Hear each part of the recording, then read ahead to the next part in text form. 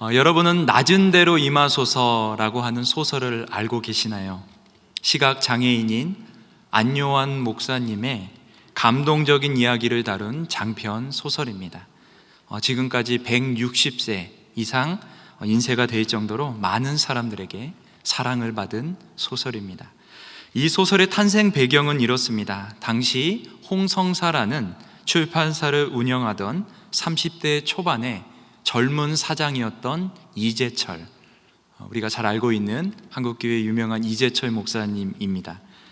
그가 1980년 7월에 자신의 막내 누님으로부터 안요한 목사님의 감동적인 이야기를 듣게 되어집니다. 그리고 목사님을 찾아가게 되어지죠. 그리고 목사님으로부터 장작 5시간에 걸친 파란만장한 인생 이야기를 듣고 그것을 녹음해서 돌아옵니다. 집으로 돌아온 그는 그 녹음 테이프를 평소 자신이 좋아하던 이청준 작가에게 보냅니다. 그 테이프를 한동안 들은 이청준 작가는 그해 8월 집필을 시작하여 이듬해인 1981년 4월에 탈고를 합니다. 그리하여 탄생한 소설이 바로 낮은 대로 임하소서입니다. 소설로 인해서 안요한 목사님의 감동적인 이야기가 온 세상에 알려지게 되었고, 그 다음 해인 1982년에는 이장호 감독에 의해 영화로 만들어집니다. 영화는 크게 흥행하여 그의 대종상 영화제에서 작품상, 감독상, 미술상, 특별상을 거머쥐게 됩니다. 그러나 이 이청준 작가가 왜 이 소설의 제목을 낮은 대로 임하소서라고 지었는지에 대해서 아는 사람은 거의 없습니다. 이청준 작가는 그 이유를 그의 소설을 통해서 밝혀줍니다. 장래가 촉망받고 있었던 안요한, 그는 뜻하지 않게 37세에 실명을 하게 되어집니다. 그 후 가족으로부터 버림받은 안요한은 심한 절망과 좌절감으로 자살을 시도합니다. 그러나 자살은 실패로 끝나고 맙니다. 더 이상 집안에서 가만히 앉아 죽기만을 기다릴 수 없었던 그는 가출하여 사람들이 사는 세상으로 나옵니다. 그러나 맹인의 삶에 익숙하지 않았던 그는 친구에게도 지나가는 행인에게도 거추장스러운 존재일 뿐이었습니다. 그렇게 그는 기약 없는 유랑 생활을 시작을 합니다. 이청준 작가는 이러한 그의 유랑 생활을 소설에서 이렇게 묘사합니다. 하지만 나는 그 어둠 속에서 남아 내가 어디론가 끊임없이 흐르고 있음을 느낄 수 있었다.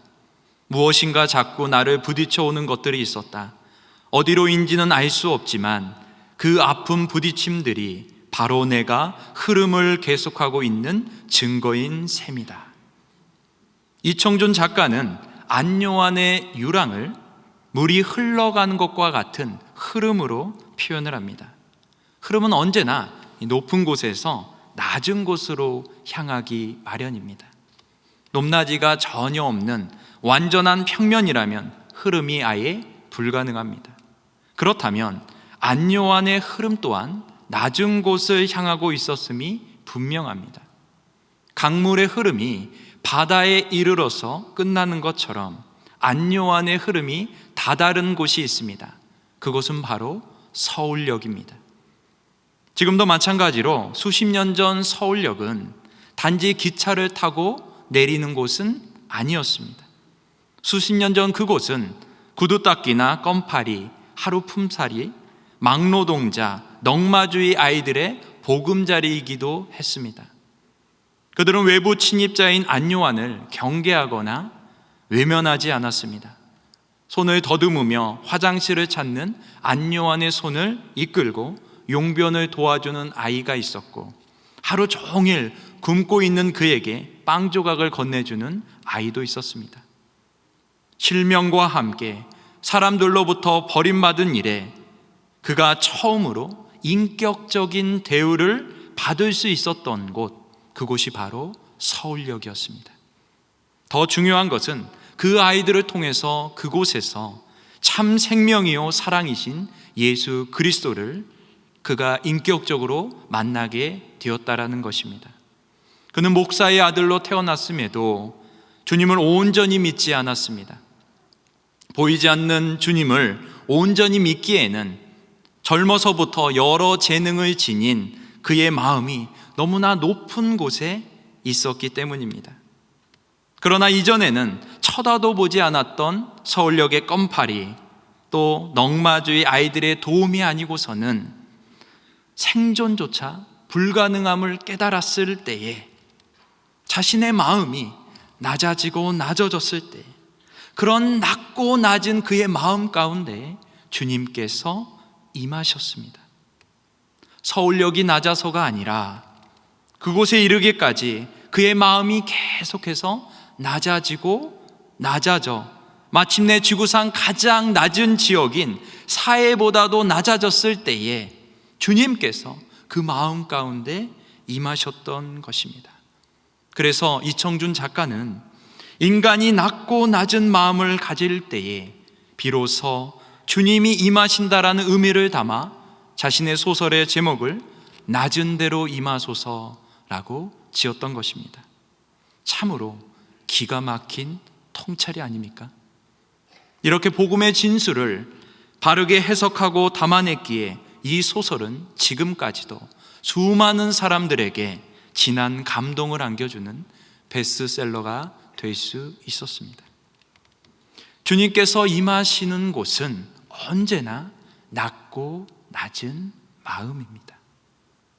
주님은 결코 높은 곳에 임하시지 않습니다. 언제나 낮고 낮은 마음, 서울역과 같이, 아니 사해보다도 더 낮은 마음, 바로 그 낮은 마음 가운데 주님께서 임하십니다. 왜냐하면 우리 주님께서 친히 자신을 비워 낮고 천한 이 땅 가운데 임하셨기 때문입니다. 오늘 본문은 그 주님의 낮아짐을 우리에게 잘 보여주고 있습니다. 본문 6절에서 8절입니다.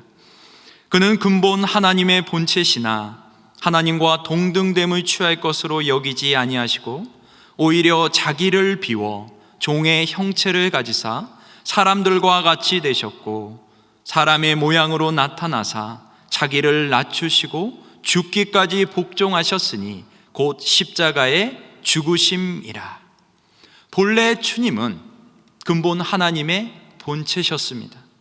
하나님처럼 거룩한 위엄과 광채로 옷을 입으셨습니다.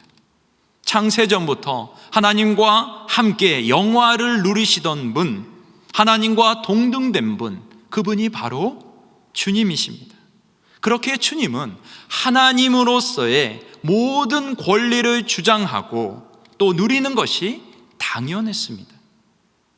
그런데도 주님은 그 모든 것을 기꺼이 포기하셨습니다. 오히려 자기를 비워 종의 형체를 가지셨습니다. 하나님의 형체가 종의 형체를 가진 것입니다. 취한 것이죠.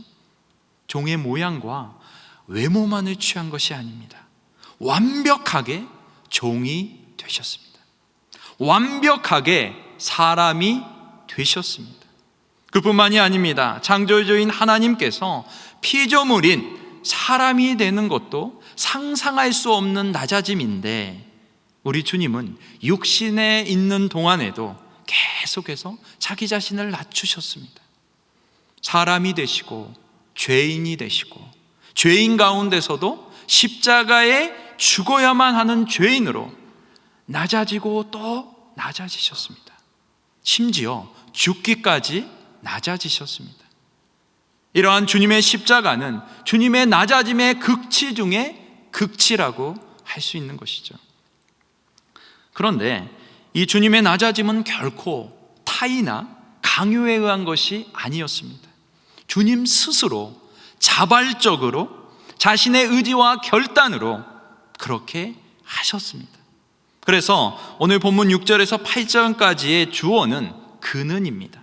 다시 한번 보시면, 그는 근본 하나님의 본체시나 하나님과 동등됨을 취할 것으로 여기지 아니하시고 오히려 자기를 비워 종의 형체를 가지사 사람들과 같이 되셨고 사람의 모양으로 나타나사 자기를 낮추시고 죽기까지 복종하셨으니 곧 십자가에 죽으심이라.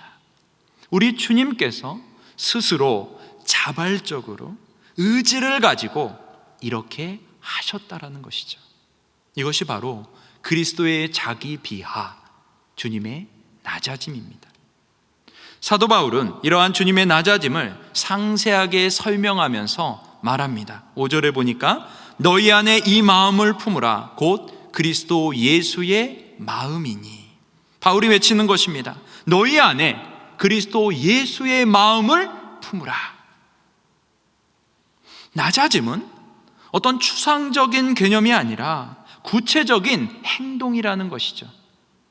그리스도의 마음을 갖고 실제로 낮아지는 구체적인 행동을 하라고 바울은 말하고 있는 것입니다. 너희 안에 그리스도의 마음을 품으라 하면 우리는 흔히 겸손을 떠올립니다.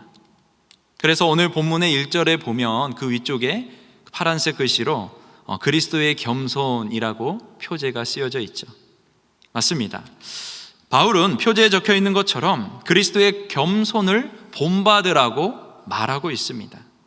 바울은 1절에서 4절을 통해서 빌립보 교인들이 교회 공동체 안에서 어떻게 서로를 섬기는 행동을 해야 될지를 밝혀주고 있습니다. 교회 안에서는 다양한 일들이 있기 마련이죠. 1절이 말하는 것처럼 권면하는 일, 위로하는 일, 교제하는 일, 긍휼을 베푸는 일, 자비를 베푸는 일 등 다양한 일들이 있습니다.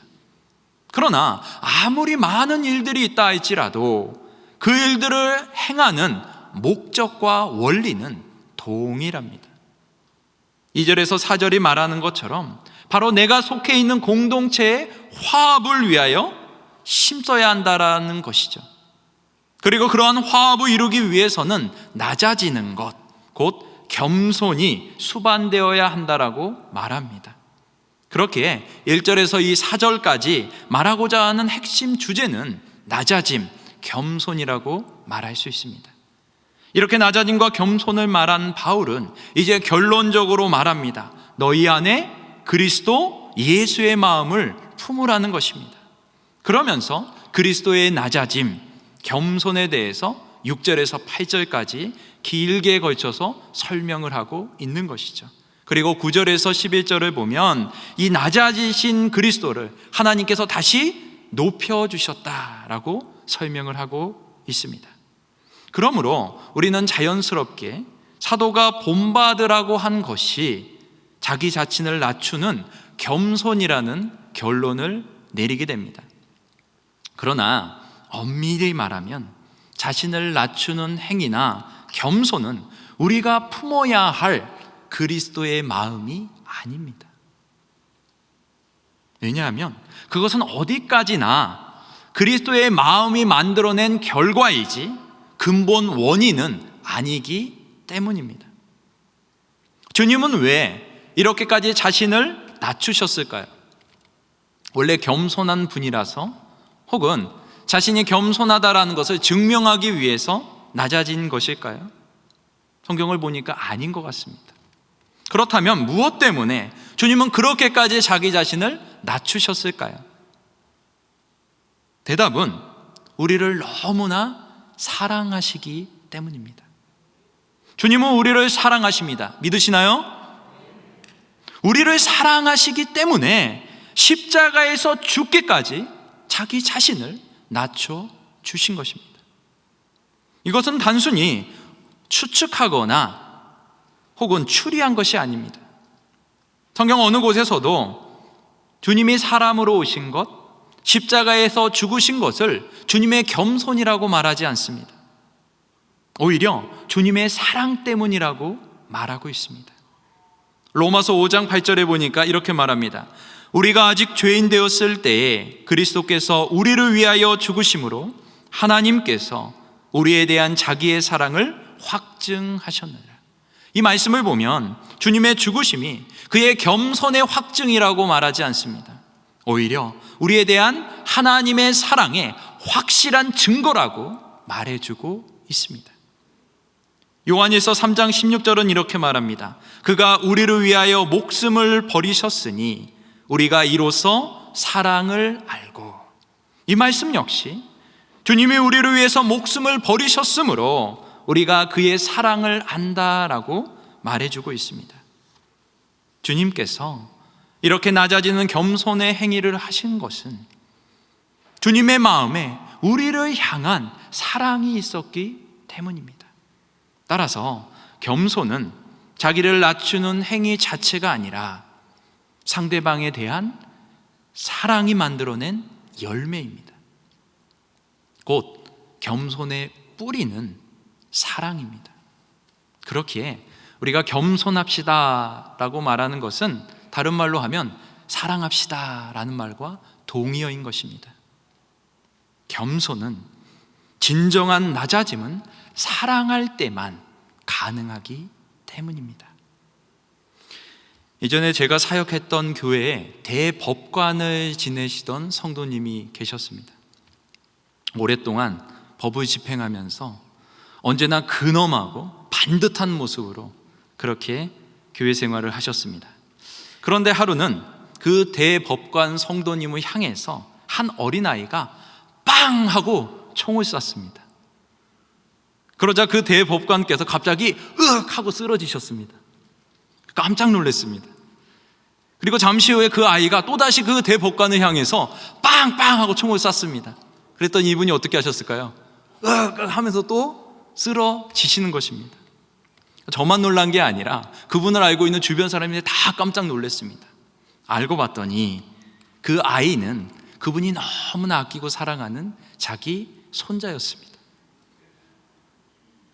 사람은 사랑할 때만 기꺼이 자기 자신을 낮출 수가 있습니다. 겸손은 사랑이 만들어낸 열매이기 때문입니다. 그러므로 사도 바울이 강조하는 마음, 곧 너희 안에 이 마음을 품으라, 그리스도 예수의 마음이니, 여기에서 그리스도 예수의 마음의 본질은 바로 사랑입니다. 그런데 여기서 우리가 잊지 말아야 할 더 중요한 것이 있습니다. 주님께서 우리를 사랑하신 것은 우리가 사랑받을 만한 모습이기 때문이 아니라는 것이죠. 우리는 주님의 사랑을 받을 만한 행동을 한 적이 없습니다. 오히려 주님을 반역하고 불순종으로 일관하는 삶을 살아왔죠. 그럼에도 불구하고 주님은 우리를 사랑해 주십니다. 이쁜 곳이라곤 눈 씻고 찾아봐도 찾을 수가 없고 온통 못된 짓만 골라서 하는 우리를 주님은 사랑하십니다. 왜 주님께서 우리를 사랑하실까요? 그것은 우리가 사랑스럽지 않지만 사랑하기로 작정하셨기 때문입니다. 사랑받을 만한 모습이 전혀 없지만 그래도 우리를 사랑하시기로 결정하셨기 때문입니다.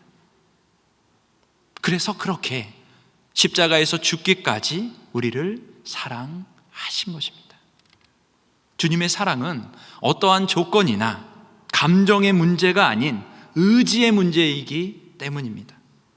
주님은 의지를 가지고 저와 여러분을 사랑하십니다. 그렇기에 우리가 그리스도의 마음을 품는다라는 것은 전혀 사랑스럽지 않지만 사랑하기로 작정하고 사랑하는 것입니다. 사랑받을 만한 사람을 사랑하는 것은 누구나 할 수 있는 일이죠. 그러나 사랑받을 만한 모습이 전혀 없는 사람을 사랑하는 것은 누구나 할 수 있는 일이 아닙니다. 어려운 일이고요, 힘든 일입니다. 감정이 때로는 상하는 일이고 용납할 수 없는 일입니다. 그럼에도 불구하고 우리는 사랑해야 합니다. 의지를 가지고 사랑해야 합니다. 왜냐하면 그렇게 사랑하는 것이 우리가 품어야 할 그리스도의 마음이기 때문입니다. 미련하고 어리숙해 보이고 또 바보 같아도 사랑하며 겸손하게 살아야 하는 것이죠. 주님으로부터 우리가 그러한 사랑을 받았기 때문에 또한 주님을 닮아가는 그러한 성화의 과정 가운데 우리가 서 있기 때문에 우리는 주님을 본받아야 하는 것입니다. 제가 직장 생활을 하면서 들었던 최고의 칭찬은 성격이 좋다거나 아니면 일을 잘한다라는 말이 아닙니다. 그 말은 이 말입니다. 전도사님 같습니다 라는 말입니다. 당시 저는 주말에는 교회에서 전도사로 사역을 했었고 또 주중에는 직장을 다니고 있었습니다. 그런데 하루는 한 직원이 저에게 이런 말을 해줬습니다. 팀장님은 꼭 전도사님 같아요. 제가 전도사라고 말한 적이 한 번도 없습니다. 교회를 다닌다고 말한 적도 없습니다. 그런데 그러한 말을 들은 것이죠. 그때 제 기분이 어땠을까요? 되게 좋았습니다. 조금 더 보태면 뛸 듯이 좋았습니다.